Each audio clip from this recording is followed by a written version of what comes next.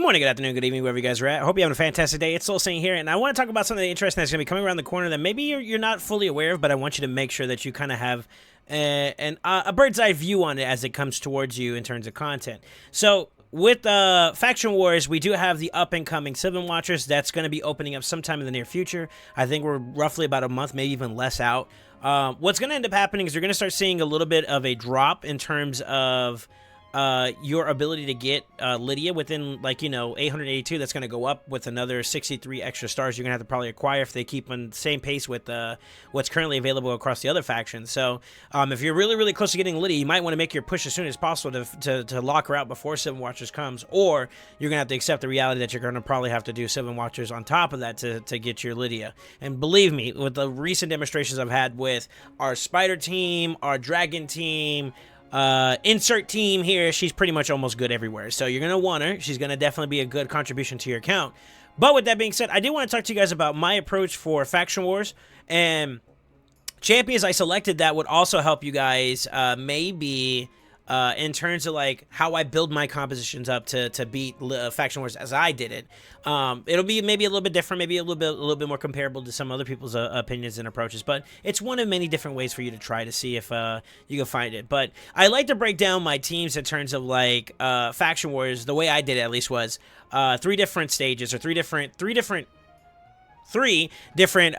ways or categories that I would fit them into. One is just your straight damage, you're the ones that are going to be doing the poke and hopefully clearing the ways and nothing being left afterwards, right? Then you have your control champions, and then you have your support champions, your utility, your sustain champions. So I was looking at Sylvan Watchers, and I was very interested in seeing like what was available, what wasn't available, and I'm gonna try to keep it as approachable or as accommodating as possible. I'm going to try to lean towards the lower side of this faction instead of just all legendaries. Just insert 7 legendaries here or 5 legendaries here and you win. I mean, not everybody's gonna have the same experience, but it may be fortuitous for you to consider this video as a blessing if you're one that maybe I have a couple rares, I have a couple epics, and I'm getting close towards that Lydia. Maybe I can include this into my approach. I know that I'm not going to be able to get Lydia right now, but post 7 watches she may be closer. So I'm going to start with some of the support champions, and let's see if we can find some that are going to be very valuable. The first one I thought about, and before I even go further, I'm going to try to propose champions that I think will have use not only inside Faction Wars, but in other areas of the game, because nothing sucks more, and in my experience with when I was pushing for Lydia, was trying to do as much, as little as possible in terms of giving your champions what they need to beat that Faction War was like ideal for me, so I could save and use my resources everywhere, because silver is not easy to come by, energy is definitely not easy to come by, and all these other different resources that you have to spend to bring your team up and running. You'd much rather use them on champions that are going to be useful further down the line, right? So with that being said, I'm going to try to lean in that direction for these types of champions and let you guys know where they're going to be valuable at, and different ways you can kind of encompass them into compositions that are not just inside Faction Wars alone. So I'm going to start off with support champions. The big one that I saw raw off the rip she was one of the first ones to come out for the Sim Watchers was White Dryadnia. Super high potential. I actually would like to build her up for Hydra purposes and see if maybe we get some value out of her. But her A1, decreased speed, attack all enemies, very, very good control in terms of like bringing the team that you're going to get slower, but also giving you an opportunity to get like ahead and like maybe outpace them in some capacities. But that's not the end all be all.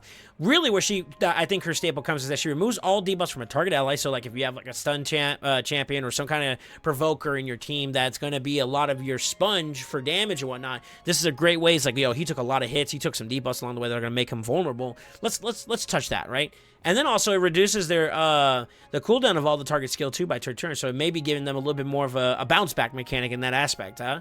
On top of that, ally protection for all allies, except this champion for 2 turns, and then a 15% strengthen. It's the weaker version, but still, nevertheless, strengthen is one of the best mitigative buffs that you can give to your team. So very, very strong protection at her core. And then, of course, whenever she is healed, she also heals all other champions except herself by 20% of that heal. So if you have a designated healer and she is a support tank or sponge tank in that regards, then, she's also able to be like a sponge or disperse an area or, healer on top of that. So there's a little bit of a way that you can get some like extra benefits from other aspects of it, right? So a little bit of control, but primarily a lot of support, and I think that's a super underrated kit.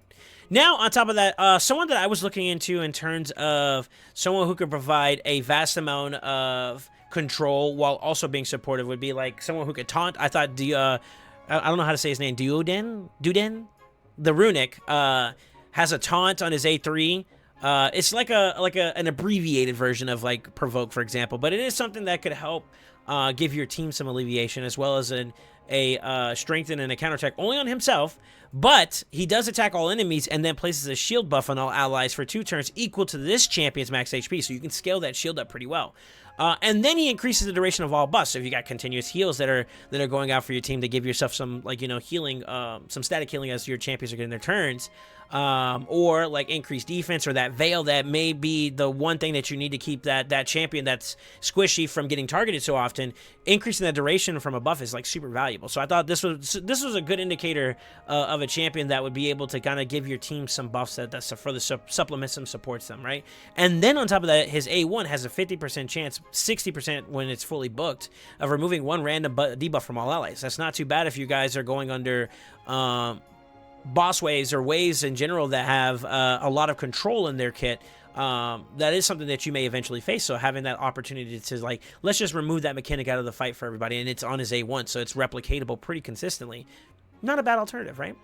Those are some two really good support champions. I am going to go in a little bit different direction in terms of control, because we've been getting a little bit of control from all these support champions, but one extra one. I will note that, like, if you do have someone like an Elva, of course you want to plug her in there. You know, the continuous heals on an A1, maybe supported by Duiden, who you know, extends them, or on a White Dryad Nia, who so happens to, you know, provide 20% of that heal to someone else, is pretty substantial, right? So, like, of course you want to use these champions, and it's noteworthy that as a support champion, someone like Elva is monumental. I won't lie, though, I tried to stay away from this as much as possible, and those are 2 champions that I saw that were pretty good, Nia and Duiden, that I thought would be like a great contribution. Now, another way to support through ally protections or through heals at a much like smaller capacity, maybe not so much at the level of like Elva, but Margrave, one of the ones that were part of a recent fusion that we had not too long ago. I don't remember exactly which one it was. Was it who was it? Was it Razelvark? I'm not entirely sure the exact fusion that he was associated with, but he was a champion that was acquirable during that period. So if you have an extra one lying around, he may not be too bad to use as a part of the faction. He's a rare. A1 attacks when enemy places a 7.5% continuous heal, so it's a smaller version of heal for 1 turn on the ally with the lowest HP. So it's a really good spot heal in the event that ally champion is getting his turn. You know, he's able to place that on his A1 pretty consistently, so constantly getting that out. So maybe something with like a counterattack, you know, revenge accessories or something around the lines, you could probably get a couple extra heals out from him. Then on top of that, he does have some control with his ability to provoke, which gets booked up to a 60-70% chance with the reflect damage that gets placed on him. So he gets a little bit of damage out, but also controlling the enemies while healing, because he just does a little bit of everything, it doesn't sound like, right? In addition to that, ally protection for all allies for 2 turns except himself, and then places an increased defense on himself. So, like, he knows he's going to take some damage. Maybe, you know, bolstering of those defensive stats will give him a little bit of survivability. Now, keep in mind, his A1 does scale off of HP, so if you're building him to do some damage, or his A2 to do some damage, then you may want to consider HP since it's based off of HP. So, a little bit of a nuance there. Not too bad for stats in general for base value, but a really good champion that can kind of cover a little bit of everything if you're looking for it, and he's rare, so it's not a bad option to bring him up and make him tanky, make him fast, you know, make him a little bit accurate so you can land those provokes and you have a lot of control going into that fight. Speaking of control, I actually was looking at champions that I thought would be really, really interesting, and to be honest with you, one champion that I want to propose to you guys that I know has value outside that I'm actually willing to build myself would be Creodin. And Creodin is a recent included champion into the Sylvan Watches that I thought would be very, very interesting to build, and here's why. His A1 has a 25% chance of placing a freeze debuff. When it's fully booked, is a 35% chance of placing a freeze. Now, freeze in hard mode dungeons such as Fire Knight, instead of using your turn meter manipulators like Allure, freeze, whenever you have an application of a freeze, does add to the turn meter reduction now instead of just straight up TM reduction. It's freeze that equals the TM reduction. So someone like a Creodin who can do 3 times hit, so each hit potentially giving a little bit of a turn meter reduction on the boss would be something that's noteworthy. Maybe as an aspect with like an ally attacker, added into it. Maybe add your Fat Man, your Fracking the Fat, or a Cardio if you're so lucky to have one. In tandem with a Cryoda means that he's getting these extra hits on top of his own turns to maybe bring that turn meter down, and you have control of the Fire Knight Blade, right? But in Faction Wars, being able to point on one target is like, I'm going to make sure that I do my utmost best, because you do a lot of damage on the enemy team. I'm going to make sure you don't get a turn. Or I'm going to control the support champion that's stopping me from killing the wave. Maybe we poke him out and get some freeze on him so he can't do anything. And then on top of that, too, he has an AoE version of it. So a 45% chance on a one-hit, or a 2-time hitter, excuse me, that gets booked up to not 55, but 65% chance on a 3-turn cooldown. Not too bad, not too bad. So 2 freezes right there alone that may contribute towards the overall contribution, whether it's in Fire Knight or the Faction War waves themselves. So if you just like, I just need to breathe, and I need to see if I can control as many options as possible, this is the way to go. But that's not all. He has an increased speed that he gives to his team for 2 turns, and then he also increases their turn meter, so you get a little bit of a loop bound where you're not only going fast, you're boosting the turn meters, and you're getting that increased speed. Now you're lapping the opponents while they're being frozen, or he's getting into his freezes more consistently to a point where he's just zooming through the way. So I thought this was a really great control champion that gave a little bit more in terms of utility too. On top of that, his passive fills the turn meter for each freeze debuff that's placed, so he goes even faster on top of that. So you kind of get the idea. Maybe build him accurate, maybe build him super fast with a little bit of a punch. He does scale off of attack a little bit, so you got to keep in mind that you're going to play with offensive mind. Then you may want to scale a little bit more on that side. But I thought that from a utility standpoint, in terms of providing control, this is a great champion to do so. And I thought that was a great indicator as like someone who has substantial control. In addition to someone like Duoden, who has that increased duration, then you have a pretty high amount of uptime on that, increased speed, for example, when they're booked, being able to add into like that taunt, freezing a champion so that the amount that goes towards the Duoden while, the enemy waves getting their turn is also minimized, right? So I thought those would be some great ways to maybe apply the aspect to it. And then, of course, we're going to get down to like our nukers, the people who can actually pack a punch. I thought I would showcase or at least give some validity to some champions that have been mentioned in various different ways. Ruella, for example, she has not only her turn meter boost, but increased crit rate on all as on her A3, but the A2 attacks one enemy 3 times. Each hit has a 50% chance of placing these debuffs. So, decreased defense, weaken, decreased speed. These are all ideal. The top 2 debuffs you're looking to pack a punch with your champion, that's there for her. As well as decreased speed. You want them to slow it down so they can keep that debuff a little bit longer while you're going faster with maybe, the other champions we mentioned. Add that in tandem with like being able to have a turn meter stealer. She has an increased accuracy for dungeons, so there's value elsewhere. But funny enough, Elva and Ruella with Demitha, for example, create a composition that allows you to go unkillable in clan boss. So if you're still looking to aspire to build a clan boss and you may have those other champions lying around, Ruella's a great contribution, and building her up is definitely worthwhile. But pretty decent smacker in terms of attacker. She has a good multipliers. Not a bad amount of HP. 112 speed at base, though. That's something to keep in mind in terms of how efficient she is. But turn meter fill, turn meter manipulation, decreased defense, weaken, decreased speed. A lot of utility in an offensive champion. Now, if you're looking to spread that a little bit wider, since you're going against waves in Faction Wars, decreased defense AoE, Misrider Daithi may be a good alternative. His A1 has a chance of removing buffs from the target, so they also are going to try to buff themselves. You mitigate that, bring that down a little bit, and then also the chance of granting extra turns, which means that you're cycling into these abilities a little bit more, right? And we just showed it a little bit earlier, teased it. Decreased defense across all enemies, which can be booked up to 100%. And then if you do so happen to place it on all enemies, you grant an extra turn. So going again, which means that you're getting this a little bit cooler. Now it is at max a 4-turn cooldown, so getting those extra turns are definitely going to help you get there, right? Increase accuracy and increase attack, so you're landing those debuffs, you're hitting a little bit harder on this champion for 3 turns. Not too bad. Fully booked, it's down to a 4-turn cooldown. Granting you an extra turn, that's how he's able to get maybe those extra cooldowns that are not, bookable down, where it's getting that extra turn means that you're going to have that extra turn, which brings all your cooldowns down a little bit more, so he's cycling into it a little bit better. So, not too bad for damage and HP stats alone again as well. He's an epic, so it's not impossible to acquire. His speed's a little bit on average, maybe, a little bit less if you're looking at 100 as their base. but being able to provide accuracy in all battles, that includes Faction Wars, for example, makes him a pretty strong component in terms of being able to apply not only good debuffs, but maybe some good smack along the way with himself buffing and getting those extra turns. Those are some attack champions. That was an attack champion that I thought would be pretty good.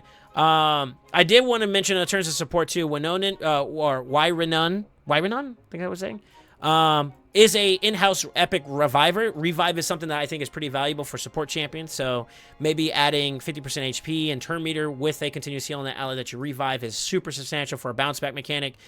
Filling the turn meter of all allies by 15% and the increased speed, for 2 turns is super valuable. It is on a 4-turn cooldown, though, when fully booked, so you have to keep that in mind that it does take a little bit to go, but maybe with Duodon, you have that increased duration, so he's able to, maybe keep it going for a little bit longer, and you cycle into it a little bit faster. Increased speed and faction crisp, particularly by 20% for Ore. Super substantial. And then, of course, decreased attack. Maybe you could spot check one of those DPS that are doing a little bit more punch, and bringing them down would be super valuable. But I thought that the main aspect behind it is providing your team control, providing your team utility, sustain is super important, and then complementing that with damage will let you not only, whether that's turtling through it or brute forcing through it, you'll have the utility or the means to be able to get through those ways substantially. I think when you're first progressing through Faction Wars, the goal is just to keep your team alive. It doesn't matter how long it takes. Yes, people are getting down to the point of speed running their Faction Wars, and that's great. But you got to be realistic with where you are at, right? And maybe you're one of those type of players that are up and coming, and you may not have the best of gear. You may not have a bunch of extra means of like having these legendaries, or you got to work with what you got, basically, in the summary words, right? So having those champions that can do what you need to do to keep your team alive, to keep your team going the distance in the event you have those long drawn out fights. Who knows what we're going to be going against at the higher stages of Sylvan Watches. You may see that triple Valkyrie wave or that Sethalia wave where they're all about sustaining and you got to get through it, right? So having those forms of control, having those forms of sustain to get yourselves through those fights, even if you have to turtle through, it's super valuable in my opinion. Now, with that being said, I did want to mention some other champions that were great in terms of utility or damage that is not direct, maybe not like through burst damage, but maybe through debuffs. And Myceliac Priest Orm was one of the other champions that recently got introduced to Sylvan Watchers. Initially, when it first, that faction first became available, I thought he'd be super substantial for those that are progressing in their account. Through various different ways. One, not only is he going to provide some good utility in terms of poisons, which is a great percentage-based damage you can do to bosses, to waves as they come at you. It's super valuable, right? But he also is an exploder, so he's able to maybe cause that damage to amplify even faster. But he also has a way of healing himself, so it's like a little bit of self-sustain.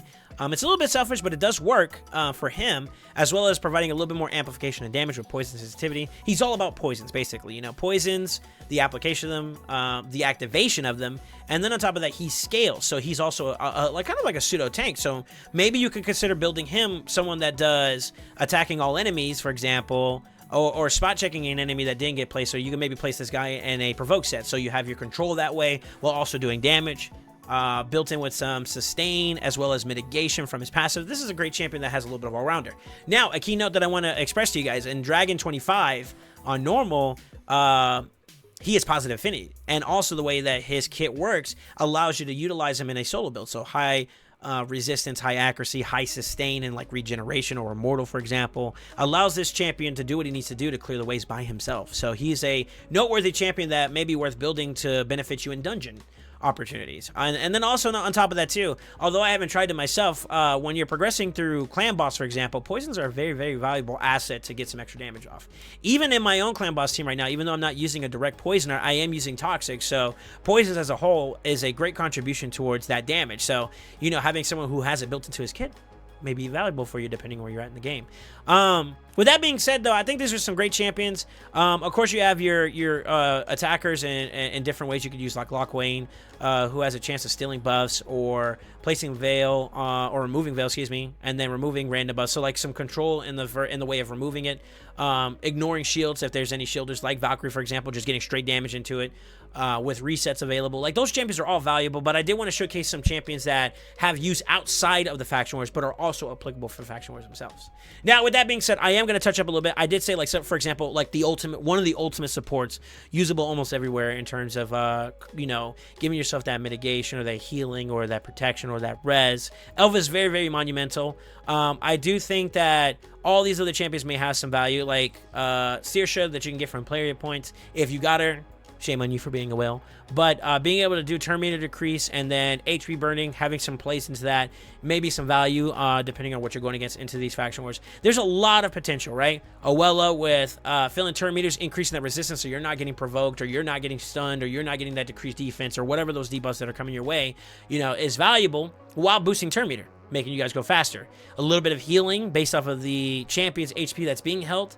Maybe tethered with a Nia means that you're splashing on some additional healing on top of that. A lot of value. And then increased duration of all buffs as well. So, you know, you see the tether with association to some of the other ones that could build a strong composition up. And that's pretty much like my style or approach of like building out a team composition for faction wars was, you know, utilizing champions that, you know, keep your team alive or control the enemy team, and then having a little bit of damage splashed in between with either one direct answer for a champion or, you know, having it through the amplification of like through your sets and whatnot. And I did want to talk about that. We are in the middle of the Dark Fae event, and I did want to say that with this event coming to a close as this month also rounds out, you will have the opportunity to farm something from like Griffin, for example, which will give you Guardian Gear. Guardian Gear is another way to kind of take your already existing tank that maybe provokes or whatever and absorb some damage while also having some sustain with heals, right?